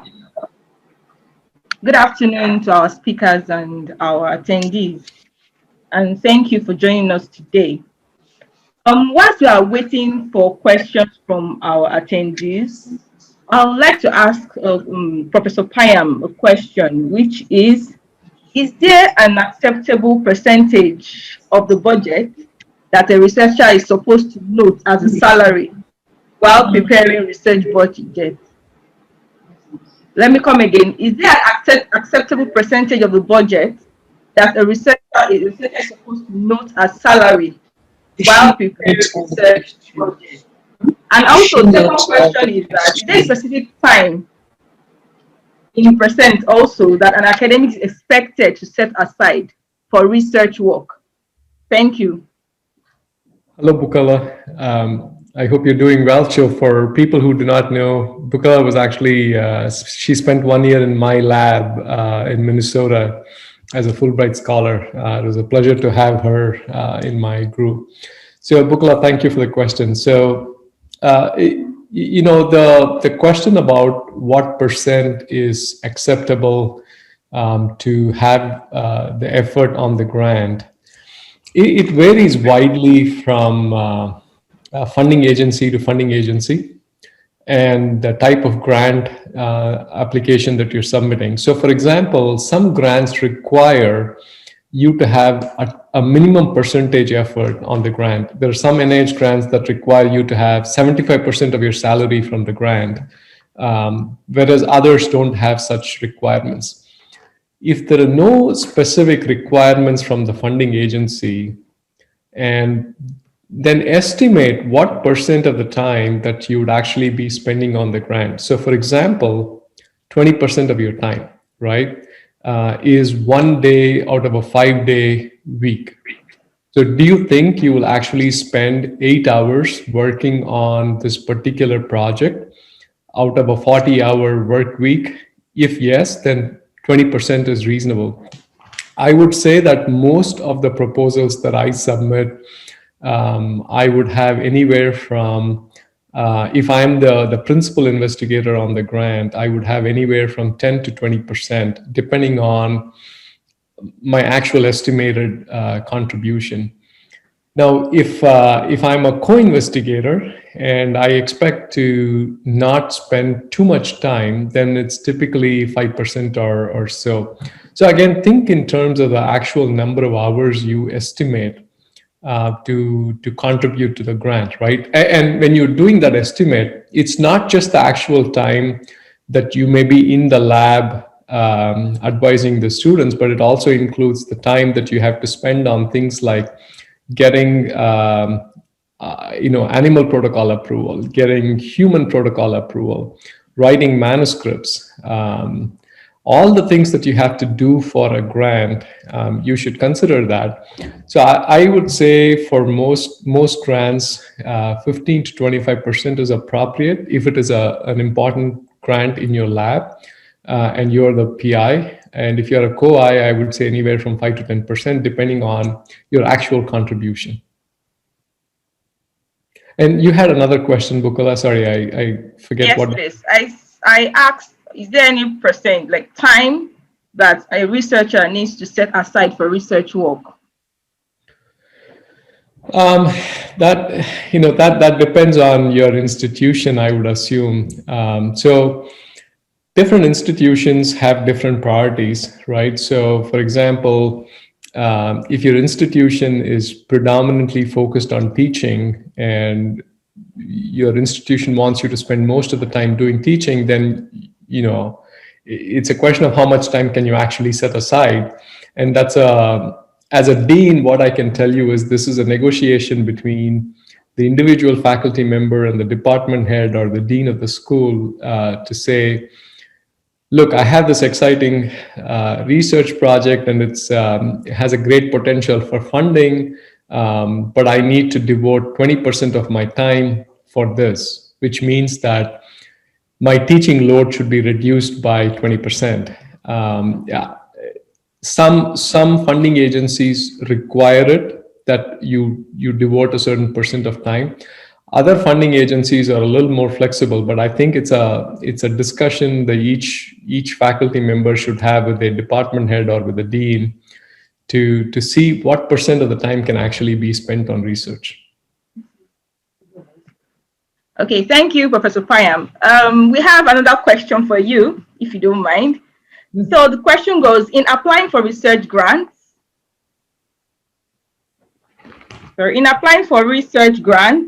does geographical location play a role in the appraisal systems?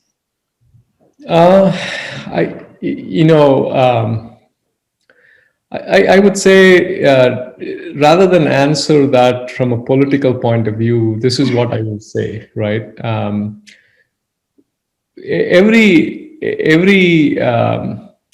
As I've trained in India and I've trained in the US, right? And we all, depending on where you train from, we have a certain way of thinking and we have a certain way of writing.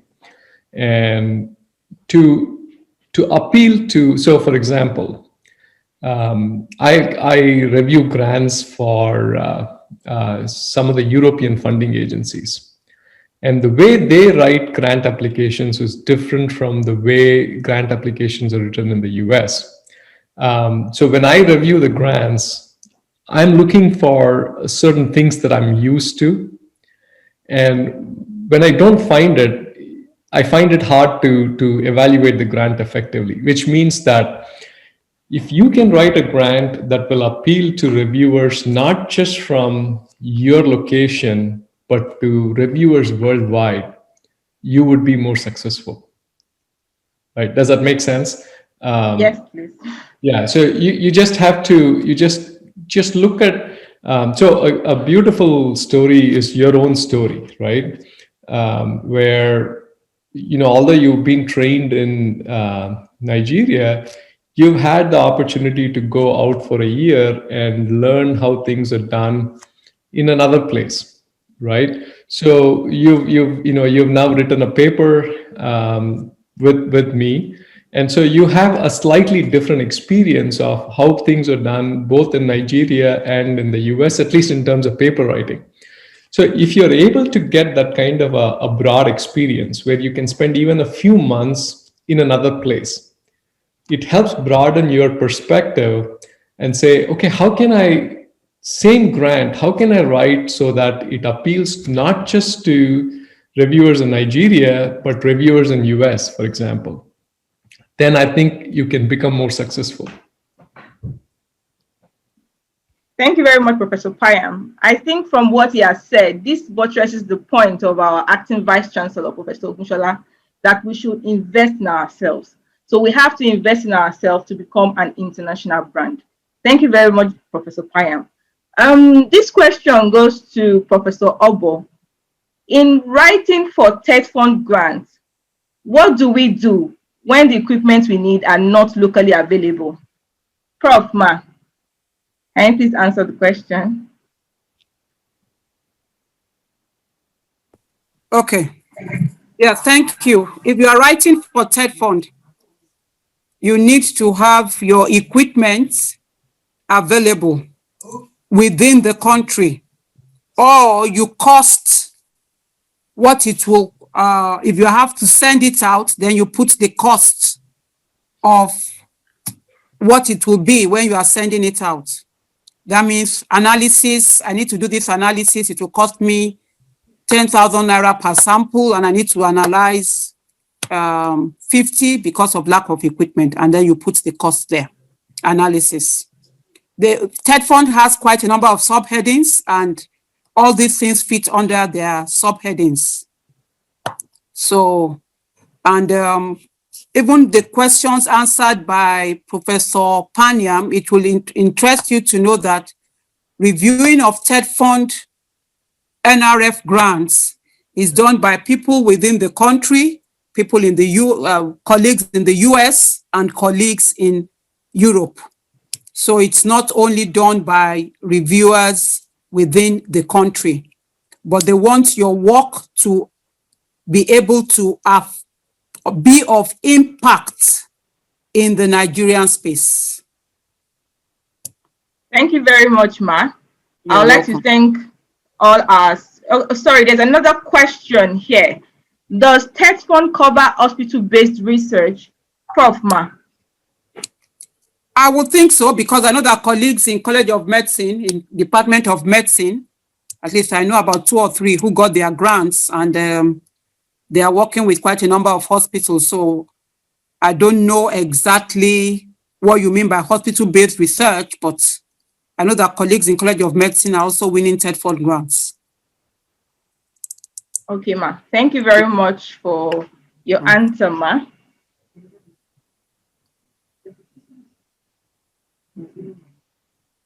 Okay. So there's another question here. Is there any way we can reconcile the 30% of one's salary, which falls at a parity of about $187 when we compare to colleagues in other countries, whose salary is being valued as high as $1,350? Prof Ma, please can you answer the question? What 30% of your salary? Yes, which is that means the grant is saying that they won't pay. Are you saying the grant is saying they won't pay you more than 30%, or they are paying based on time? The grant is paying 30% of your time, but the value of the time is 187 in Nigerian salary. Well, there are different models we have used. I can tell you that for some of the grants we have, because there's also some templates the university have. For some of the grants some of our colleagues are using, they get maybe ×3 their salary on a monthly basis. And that is why we say when our colleagues are applying for these grants and it comes to the area of budgeting and payment of their monthly allowance, they should let us know, because the university has a template based on various academic levels on which had been approved by not this last council, the last but one council, in dollars for various levels. So if you quote that, that's why I say depends on the grant. If you quote that and the values are not too way out, you may be able to get something good from your from the grants. And I think every faculty should have that. I think it starts from about maybe $4,000 to about $10,000 for the professors. Yeah. There's a table like that had been approved. Yeah. All right, so thank your you very much. 30% can be based on that, depending on the value of the grants. All right, Ma. Thank you so much for answering our questions, and thank you for your patience. I would like to hand over to our moderator now. Thank you very much. Moderator, Ma. Please. Thank you very much, Pharmacist Oseni, for that session. There is one more question I'd like to have answered. This question is for you, Professor Panyam. How do you write SMART objective? I know you have addressed it before, but can you please briefly take that again for the sake of the person who's asked the question? Sure, happy to do it. So, how do you write a SMART objective? The objective of the grant is what it is, right? Let's say that you want to build a new equipment, right? And let's say the new equipment is an MRI machine that you want to build. You are an engineer and you want to build an MRI machine. So the objective of this proposal is to build a new MRI machine, small animal MRI machine. So that's an objective, but how can you make this smarter, right? As a reviewer, imagine you are the reviewer and I come to you and say, I want to build an MRI machine. Now, if you're the reviewer, what are the questions that you will have for me? The first question is, why? Right? Why do you want to build a new MRI machine? Well, my answer is going to be, I want to build a new MRI machine because the existing MRI machines are not sensitive enough. That's one answer, right? A potential answer. Other answer could be that existing MRI machines don't work very well for mice studies. That's another answer. There could be many answers. So a SMART objective will always answer the question, why?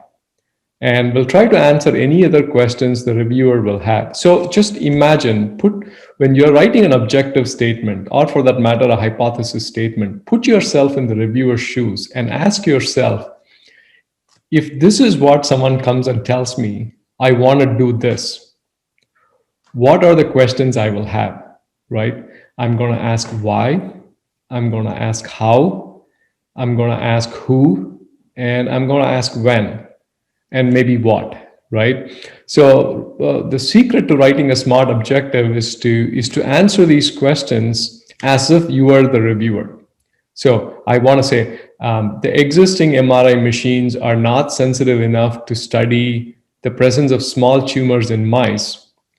However, by constructing or by tweaking something in the machine, I'm not an engineer, so I don't know what I'm talking about. I'm just giving you an example. However, by tweaking something in the machine, we can significantly increase the sensitivity of the MRI machine. Therefore, the objective of this proposal is to build a new MRI machine that will consist of this new improvement successful construction of this new machine will lead to significant advances in our ability to image mice tumors, right? So this, if you write a statement like that, it answers many questions. It not only tells the reviewer that you're building a new MRI machine, you're telling them why you want to build a new MRI machine, what advances you're going to make, and what problems are you going to solve by constructing a new MRI machine. So again, this is not a foolproof way to do this, but I will tell you that at the minimum, you have to answer these questions to write the objective statement. I hope that helps. Thank you very much, Professor Panyam. Dr. Fodil, I hope that helps. I hope that answers your questions and addresses your concerns. Professor Ogo has also added a bit to that. She says a smart objective must be specific, measurable, achievable, realistic, and time-bound. If the objective doesn't answer these 5 points, then you need to review. Without wasting any more time, we would go to the goodwill messages. We would like a short, not more than 5 minutes, presentation from pharmacist Ayo Akishola, the representative of Shalina Health Care. I'd like to ask that you let us have the PSN chairman, Lagos State chairman, give us his goodwill message first. Please, I apologize for this mix-up. Pharmacist Akishola, can you hear me? Yes, I can. If you please let us have the PSN chairman. We can hear you now. Thank you. Oh, thank you very much. I'm so sorry. Actually, I've been sitting in a meeting since morning, and I could not really join on time because of the exigencies of what we are doing here. I am so impressed with what I met on ground, and I really want to say here that we are very proud of NAPA Lagos, that's Nigerian Association of Pharmacists in Academia, who happen to be a technical group of Pharmaceutical Society of Nigeria. We are proud of the chairman and the executive committee. And what I met on ground, I had the speakers, both the onshore speaker and the offshore speaker. They have done excellently well. We want to commend the organizers for this laudable achievement today. And we believe that the NAPA will continue to keep the flag flying. Well, I wish all the participants well. We have had a very wonderful deliberation today. The questions raised have been well answered, and we are very proud. Thank you very much, as I wish everybody well in the course of what remains of this program. Thank you very much. Thank you. Thank you very much, Pharmacist Iyola. We're really grateful for you honoring us with your presence. Thanks a lot. So we are coming to the end of this program. It's been a wonderful time. It's been a lovely time having us all here. Thank you very much for committing your time and your resources to be here with us. We really appreciate the efforts, and we hope that it was worth your while. We hope you're able to take away a couple of things from this talk today. And so to finally close this session, we will call on our chairman, the chairman of the NAPA branch of the Unilag NAPA chapter, the person of Dr. Ariola Oda. Dr. Joda, please.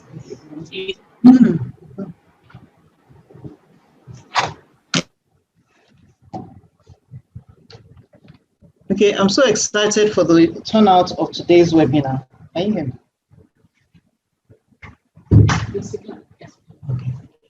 I'm grateful to all the registered participants and for all those of us that showed up. At a point, we had over 150 participants at this webinar. And it shows the importance that we place on getting our research work funded so that we can contribute our quota to national development. I am grateful to the acting Vice-Chancellor, Professor Folasade Ogunsola, for her very precise presentation. It was an opening shot that started us off very well for the work that we had to do today. I thank our Dean, Professor Gloria Ajayi, for our usual support and her presence at this event. I am grateful to the Lagos State PSN chairman and all PSN ESCO that are here, either at the local, at the state or the national level, for the support that we enjoy as, would I say, one of the youngest technical groups. We're not the youngest because NAIP does not have state branches. So we are one of the youngest technical groups in Lagos State, but we enjoy massive support from the PSN for all our programs and in them carrying us along with state activities. We are grateful to Shalina Healthcare Nigeria Limited for the support for this webinar. They're also behind the certificates that we'll be getting soon after today, certificate of participation for this webinar. We're grateful to you, and we look forward to more collaboration. You know, today we talked about collaboration.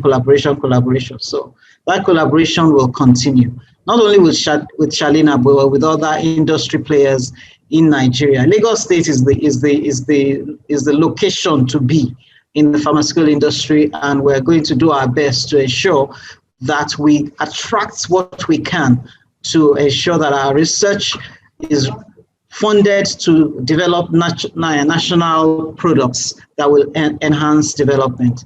I would like to thank all the professors within Nigeria and outside Nigeria. I cited Professor Osifo, I cited Professor Olayinka from ABU.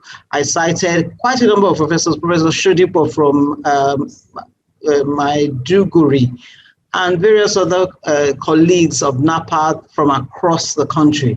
Also from outside Nigeria, Dr. Edward Ampofu from Ghana was here, Dr. Didier Molum, and towards the end, I just noticed that the president of the African Pharmaceutical Forum was also with us, Dr. Prosper Hare. You are very welcome. I thank you for gracing us this occasion. I'm grateful for all of you for starting off with us and for being here even till now. As at now, we have over 100 participants that are still active in this webinar. Thank you so much for joining us, and we look forward to when COVID will be gone and we'll be gathered to see ourselves face to face, to share the insights and the outcomes of what we have shared here. We're not doing this webinar so that we can go to sleep. We're doing this webinar so that we can take one or two things out of it and go to work. As Professor Ogunsola said, hard work. He said the only place where success comes before work is in the dictionary. So we do the work and then we will get the success. We are committing, even as an association within the university, that we will rally ourselves around into research groups that will be able to come up with proposals that will meet products for national development. I'm grateful to God, especially for life for all of us, for helping us to see today and for granting us this great outing. We cannot thank him enough. Thank you, thank you, thank you. Finally, I'd like to thank the members of the planning committee headed by Dr. Margaret Elomaya, the Secretary of the Nigerian Association of Pharmacists in Academia. I can't blow her trumpet enough, and permit me to even use this forum to say that all of you that are here in this webinar, you should go and vote in Osun State of Omoluabi 2020 and vote Dr. Margaret Elomaya as the editor-in-chief of the Pharmaceutical Society of Nigeria. Another thing I will share, this will be the second time editor-in-chief is doing election. It doesn't usually happen. They use it to beg people. I was the first person to do election when I was coming in as editor-in-chief. She will be the second. So therefore, let's borrow ourselves some brain and do the right thing, you know. Thank you so much and have a very lovely day. Thank you, everybody. Bye-bye.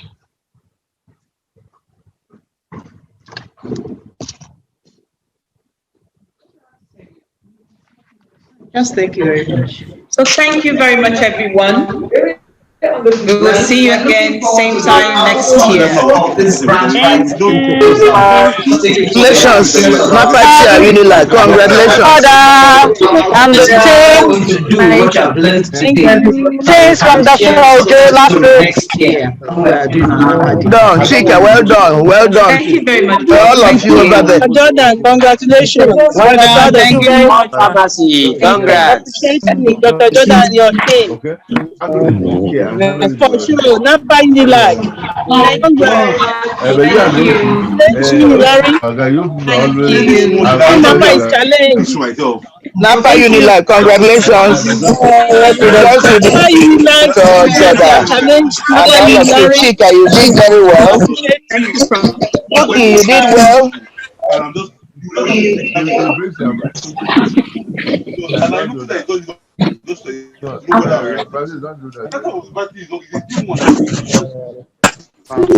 These are nice.